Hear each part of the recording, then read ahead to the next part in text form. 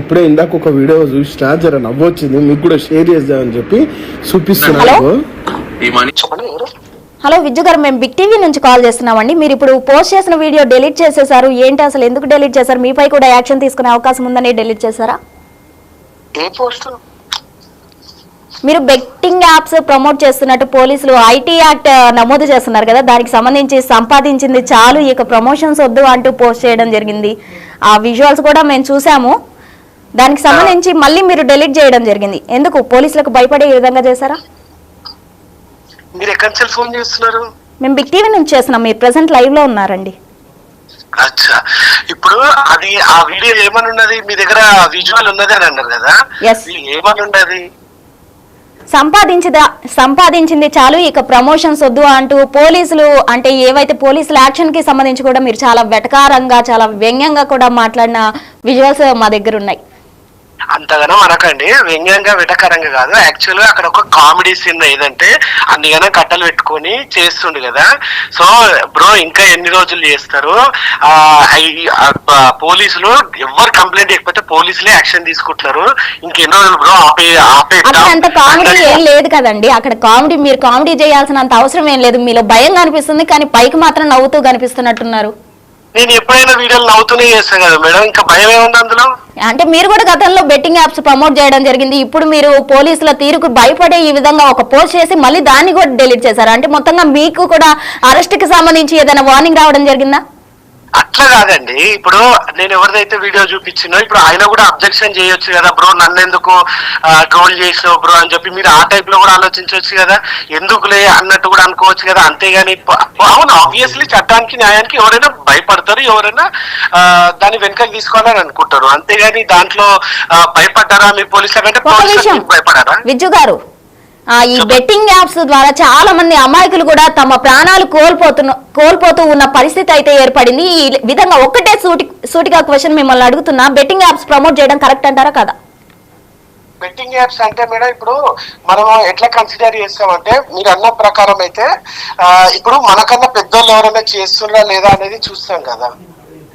So అది కరెక్టేనేమో అని చెప్పి అనుకొని చేస్తారు. ఇప్పుడు ఎవరైనా సోషల్ మీడియాలో ఎవరైనా సరే ఒక వ్యక్తి అకౌంట్ క్రియేట్ చేసుకొని ఆ వ్యక్తి ప్రమోట్ చేస్తుండు అనేసి అంటే అంతకన్నా మీదోళ్ళు, అంతకన్నా చదువుకున్న వాళ్ళు, అంతకన్నా పెద్ద సంపాదన ఉన్నోళ్ళు కూడా చేస్తుండ్రంటే చూసి ఒకళ్ళు బెట్టింగ్స్ ప్రమోట్ చేయడం అంటే కావచ్చు 100% కదా మేడం, అది చైన్ రియాక్షన్ లో ఉంటుంది కదా. సో అంటే చాలా మంది మీరు ఇప్పుడు నన్ను మీరు అట్లా అడిగినారు ఏమని, మీరు డిలీట్ చేసిండ్రు. ఇది బెట్టింగ్ యాప్ కి సంబంధించిన వీడియో కాదు నేను డిలీట్ చేసింది. ఇది ఓన్లీ జస్ట్ ఒక కామెడీగా మాట్లాడినటువంటి. అవునవును, ఎవరైతే బెట్టింగ్ యాప్ ప్రమోట్ చేస్తున్నారో వాళ్ళకి సంబంధించి మీరు ఒక కామెడీ లాగా చేయడం జరిగింది. అంటే పోలీసుల యాక్షన్ కి భయపడి మీరు ఆ విధంగా చేశారా? సో అంటే ఏది భయం అంటున్నారు? వీడియో డిలీట్ చేయడం భయం అంటున్నారా? వీడియో పెట్టడం భయం అంటున్నారా? వీడియో డిలీట్ చేయడమే. అంటే ఏదైతే అమాయకుల్ని ఇన్ఫ్లుయెన్స్ చేస్తుందో అలాంటి వీడియోస్ డిలీట్ చేయాలంటూ కూడా పోలీసులు వార్నింగ్ ఇవ్వడం జరిగింది. లేని పక్షంలో వాళ్ళపై ఐటీ యాక్ట్ కింద కేసులు నమోదు చేస్తున్నారు కదా.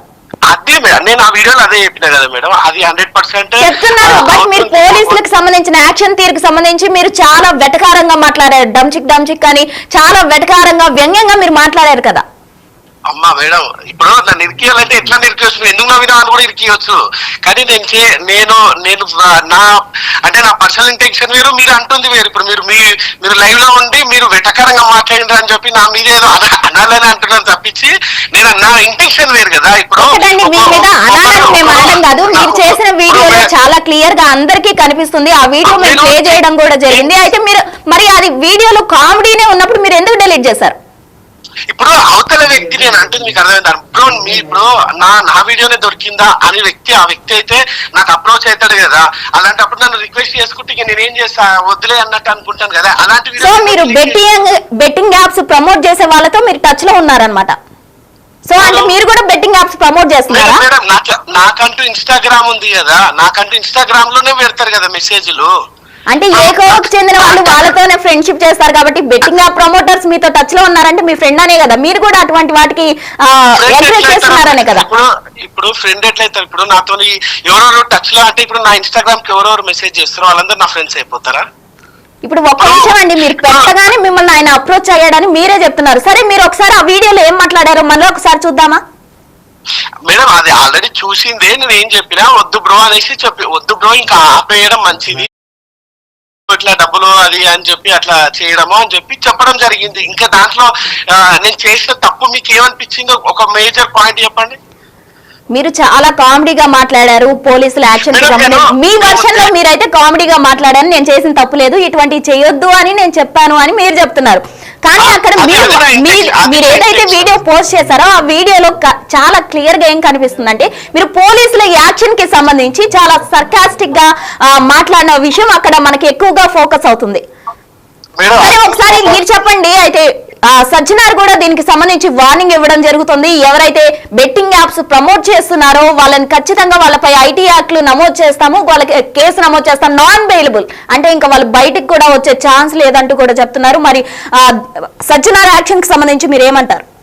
అంత పెద్ద వ్యక్తి, ఒక ఐపీఎస్ వ్యక్తి గురించి ఇప్పుడు ఆయన మాటల ఆయన మాట్లాడిన మాటలు ఇప్పుడు ఆయన చదువుకి ఆయన ప్రొఫెషన్ కి నన్ను అడిగే పర్సనాలిటీ అయినది కాదు కదా మేడం. అంత పెద్ద వ్యక్తి గురించి నేనేమనుకుంటా, ఒకటే అనుకుంటా, అరే ఇది కరెక్ట్ కాదంట. So it should be stop అంతే. మీరు చాలా తెలివిగా ఆన్సర్ చేస్తున్నారు, చాలా భయం కూడా మీలో కనిపిస్తుంది. ఎందుకంటే మీరు ఆ చేసిన వీడియోనే డిలీట్ చేశారు, అందులో ఏం లేనప్పుడు మీరు డిలీట్ చేయాల్సిన అవసరం లేదు. అండ్ ఇప్పుడు సజ్జనార్ గురించి అడిగిన ప్రశ్నకు మీరు చాలా తెలివిగా సమాధానం చెప్పారు. థ్యాంక్ యూ అండి.